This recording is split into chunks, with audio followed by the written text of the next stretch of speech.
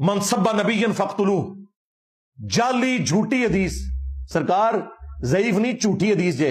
बुखारी और सही मुस्लिम में हदीस है, 4037 नंबर हदीस है, वहां पर काब बिन अशरफ के बारे में तज़किरा मिलता है, जिसके बारे में नबी सल्लल्लाहु अलैहि वसल्लम ने हुक्म जारी किया था कि वो मुसलमानों को ईज़ा देता है और नबी सल्लल्लाहु अलैहि वसल्लम की शान में गुस्ताखी करता है। तो नबी सल्लल्लाहु अलैहि वसल्लम ने उसको कत्ल करने का हुक्म दिया था।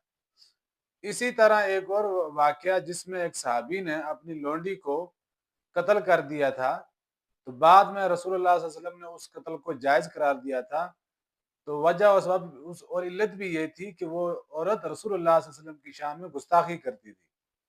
अगरचे मनसब्बा नबिय्यन फक्तुलू की हदीस सरीहतन और सही अहादीस से साबित नहीं है।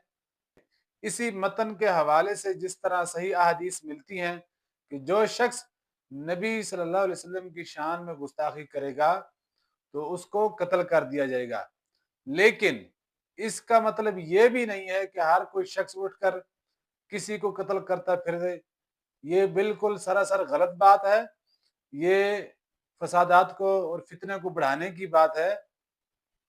कोई भी शख्स किसी पर भी लाजिम नहीं है कि वो हुक्मरान, हुकूमत और रियासत के होते हुए कानून अपने हाथ में लेकर और नारे तकबीर बुलंद करके जो है वो किसी को भी कत्ल कर दे। ये सरासर नाजायज, हराम और शरीयत के खिलाफ अमल है। चूंकि अगरचे इसके हवाले से अहादीस मिलती हैं जिसमें नबी के गुस्ताख का सर कलम करने के जवाज मिलता है, लेकिन इसका मतलब ये नहीं कि हर शख्स उठ के खुद ही काजी और जज बनकर लोगों की गर्दनें उड़ाता फिरे और किसी पर भी जो है वो फतवा लगाकर उसको दायरे इस्लाम से और दुनिया से ही जो है वो बेदखल कर दे। इस हवाले से एहतियात करने की जरूरत है।